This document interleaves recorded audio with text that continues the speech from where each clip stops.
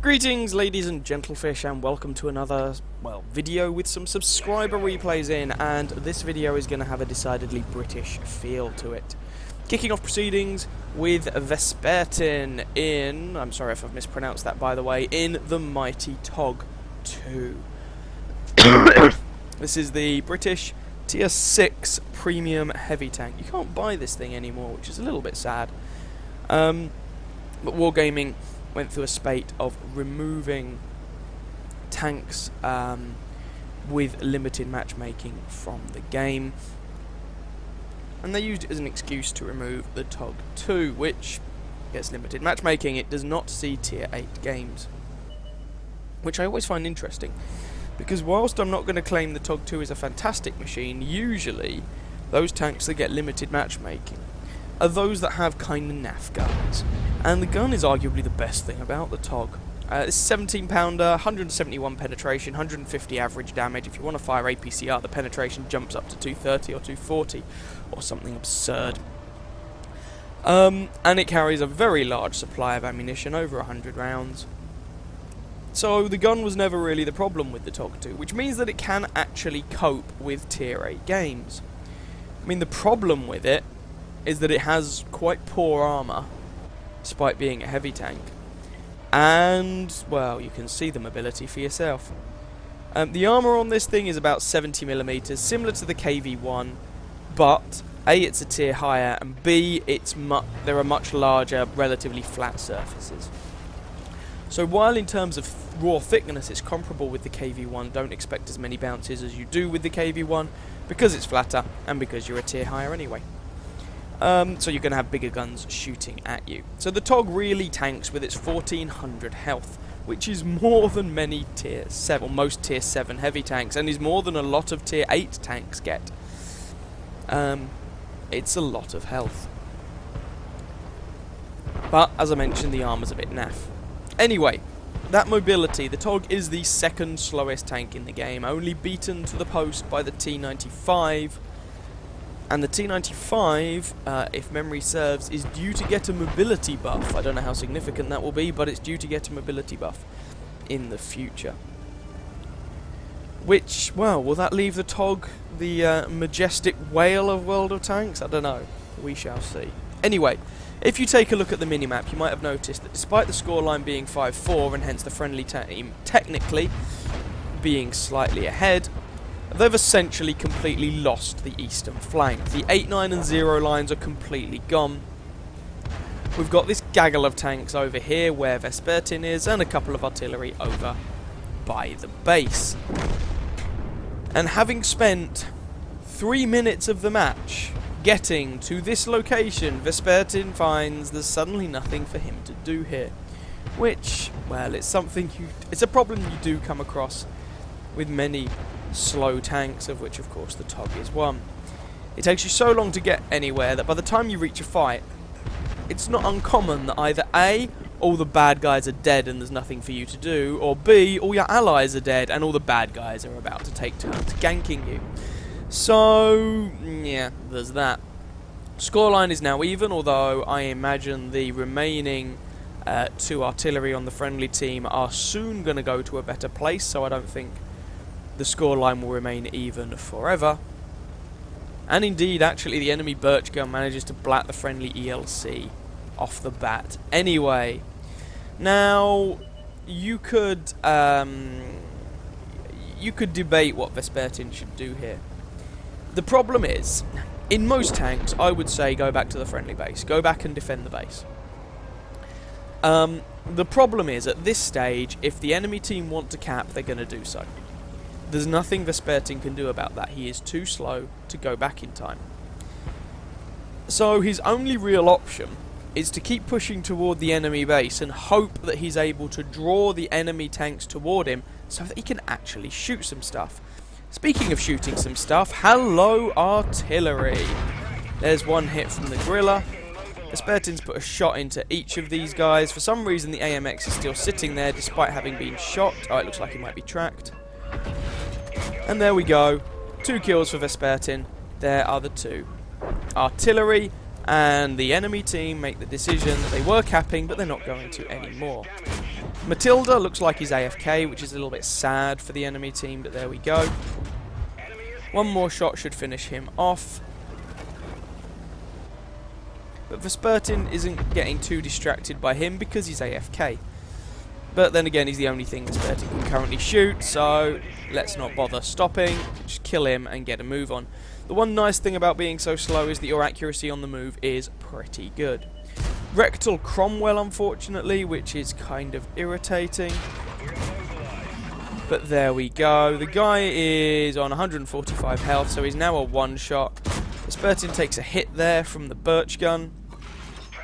And you can see here, he's not bouncing anything, but with this much health, it does take the enemies a while to get through it. There's another hit.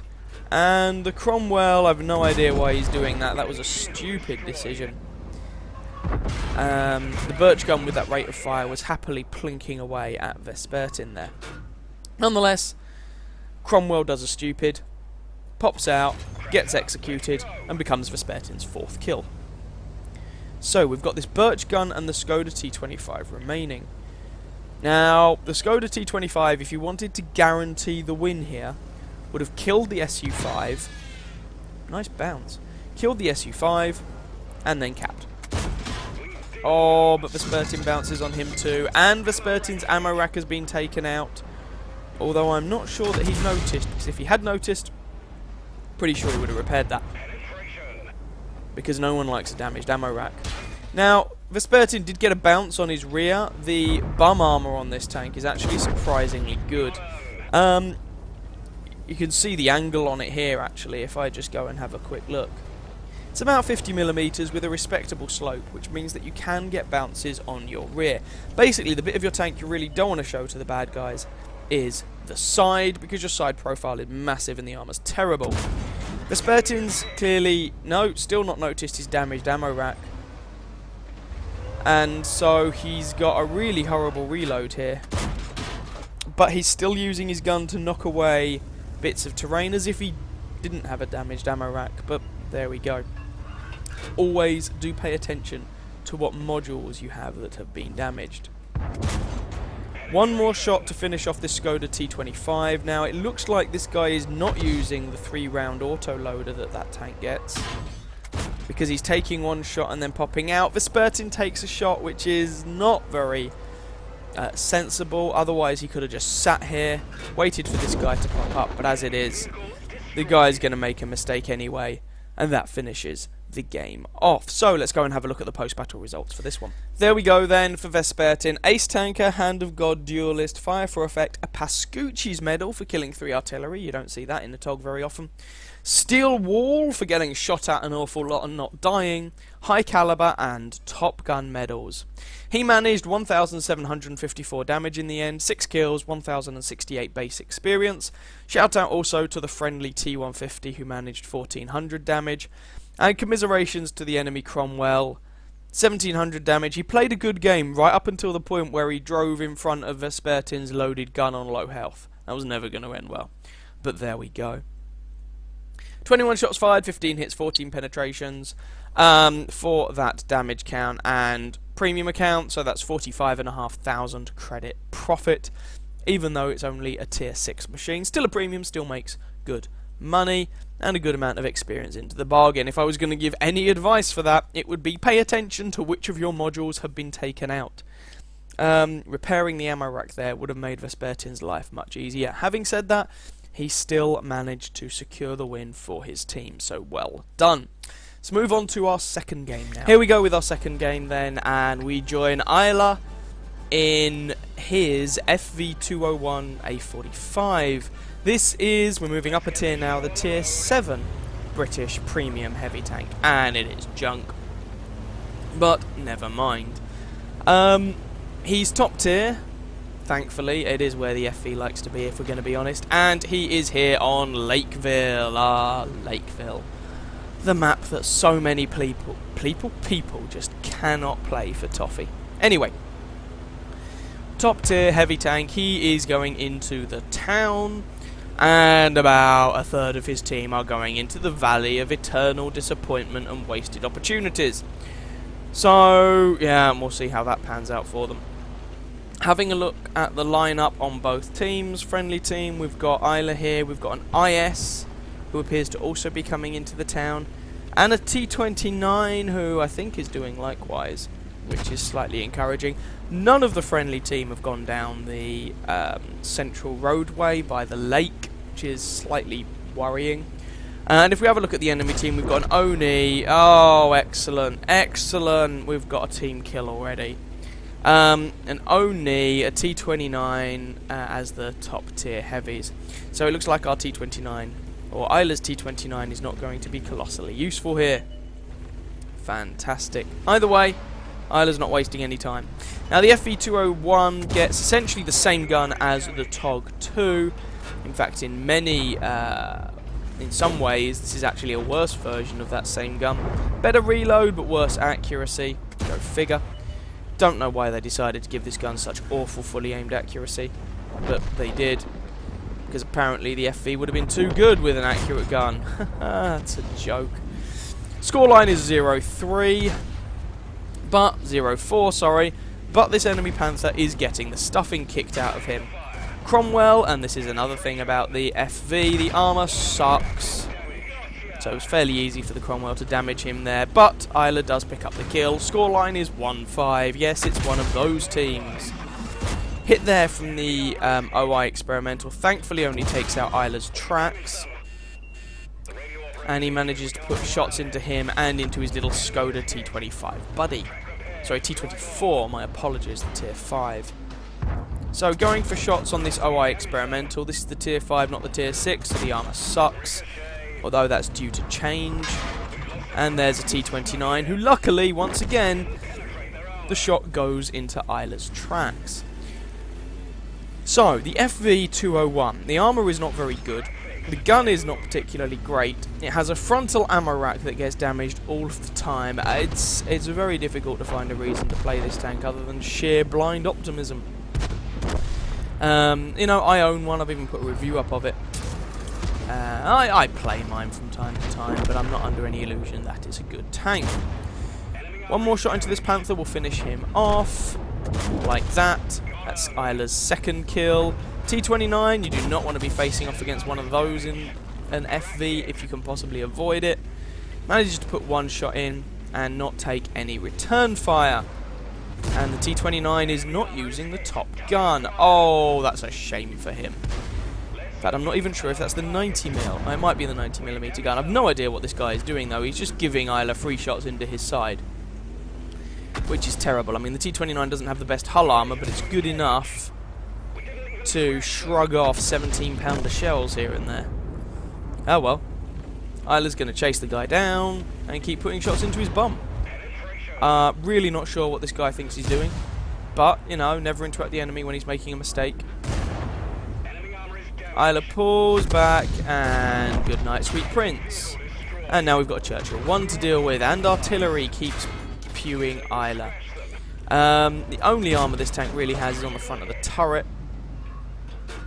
And he does have to be very careful. There are 3 artillery on the enemy team.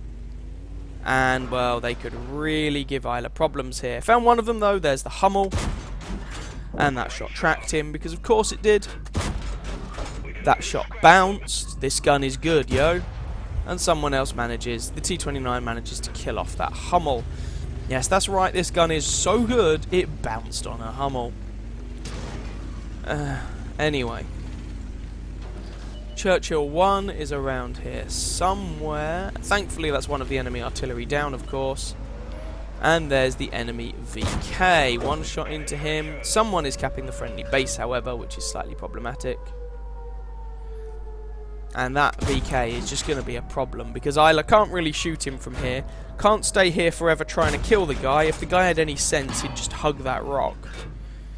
Because Isla has to move. He has a Churchill trying to frustrate him, shall we say. And someone is capping the friendly base. Isla cannot just sit here. So this is a really dodgy position for Isla. And he's FV201. So, Churchill managed to track the guy. And these are just tracking shots, though. They're not doing any damage. And Isla is burning through his ammunition here. He's got 9 rounds of regular armor piercing left. Someone manages to reset the base, the hero, and Isla, well, he's shooting this Churchill, but he's trying to do it in such a way that the Churchill isn't going to shoot him back. And the T-29 doesn't appear to appreciate the irony of telling the team that they're bad when he team killed an ally. There we go. Anyway, Hellcat is behind Isla now. He's... yeah. Don't get distracted by people chatting in, well, chat. It gets you killed. Hellcat is behind him. Hellcat comes out. Isla misses his shot, but somehow bounces the return shot from the Hellcat. Friendly IS nails the Churchill, so Isla doesn't have to worry about him anymore. And at this point, I'd be loading high explosive, because the Hellcat's armor sucks. There we go. One more shot to kill this guy, like that. The reload on this gun, on this tank, is fairly nice, but that's about the only thing it's got going for it.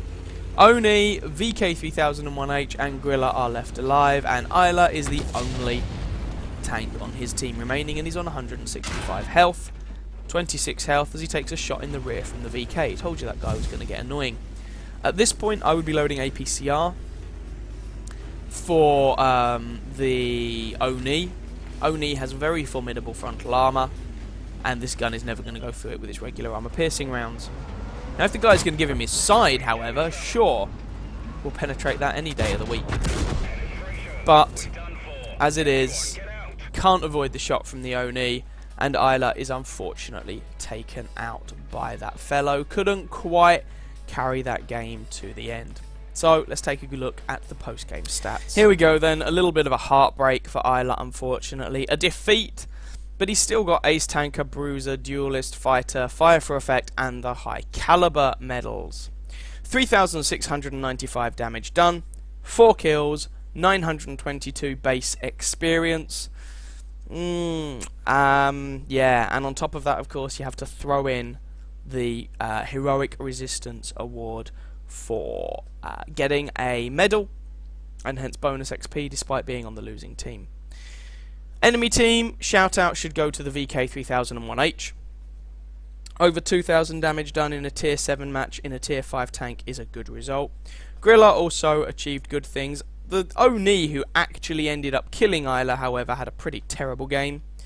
3 kills, but kill stealing like a boss, 260 damage done. What you gonna do? That T-29, on the one hand, I gathered from game chat, he, you know, the team kill was because someone toppled themselves or something, maybe. On the other hand, he managed 1,600 damage when top tier in a T-29, which is not that impressive, and then had the gall to call the rest of the team rubbish. Go figure. 41 shots fired, 34 hits, 25 penetrations.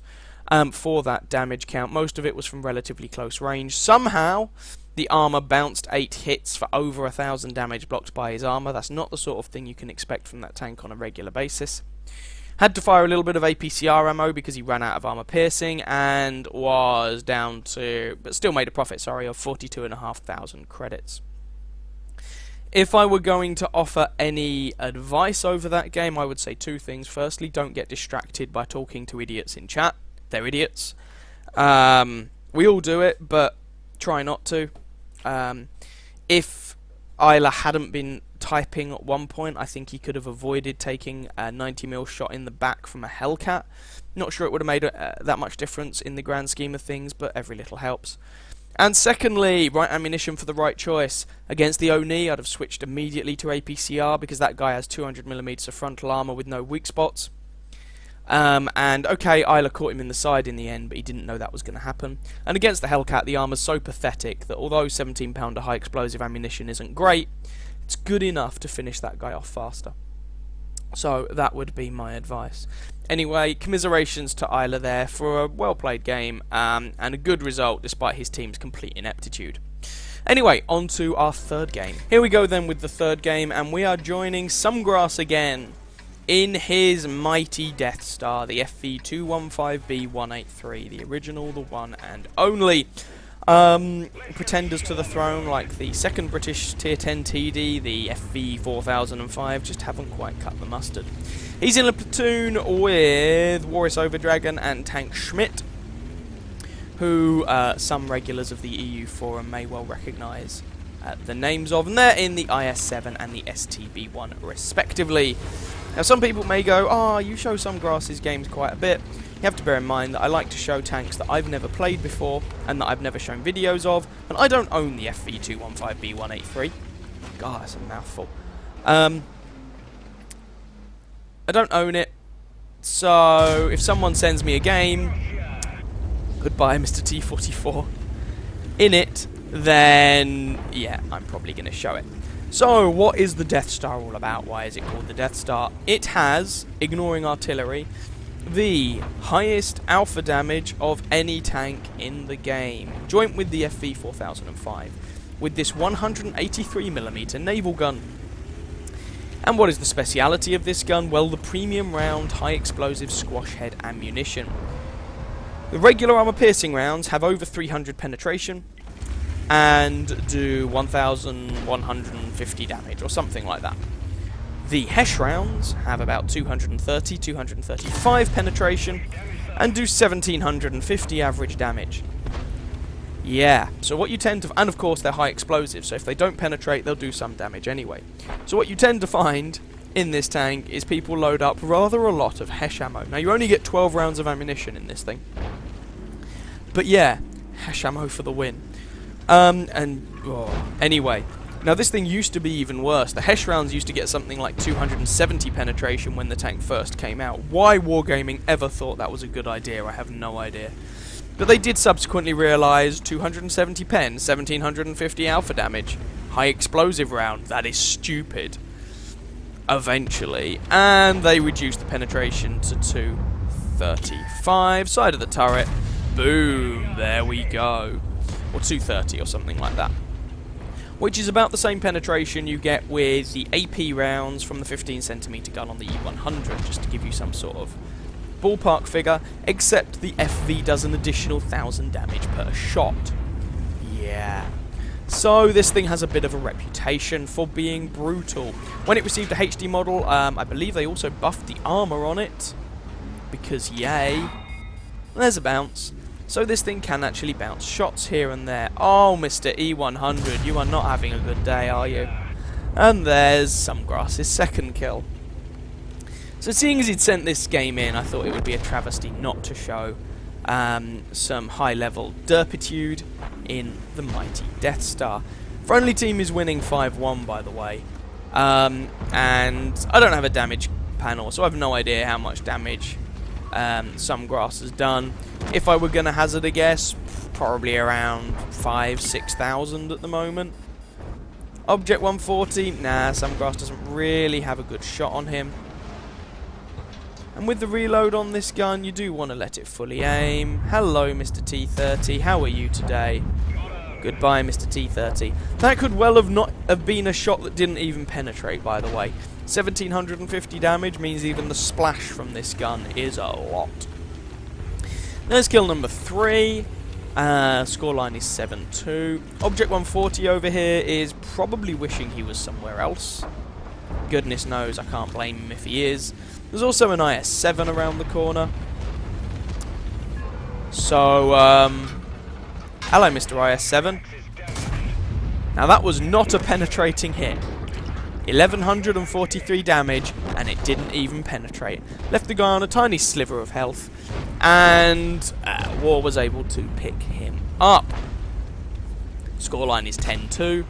T54 Mod 1 is just around the corner, and probably wetting himself at right about this point. There's also an IS-4 around here, and yeah, you really want to see a Death Star pointing at you? Not so much. Now that was not a penetrating hit, unfortunately. I'd have tried, I think, to aim for the side of the turret there, because as it was, it just splashed on the tracks and didn't do full damage. Nonetheless, he's dead either way, it doesn't really matter. M41 Walker Bulldog over there. Some Grass isn't even paying him that much attention. T54 E1. Oh, no. Ouch. Not sure. I don't think that penetrated. just splash damage. Still left the guy on 152 health. There's only 2 of them left now. There's only 1 of them left now. I don't think some grass is going to manage to pick up the kill, if I'm honest. There we go. 15-3. And the game is over with one of the shortest tier 10 matches I remember seeing in quite a long time.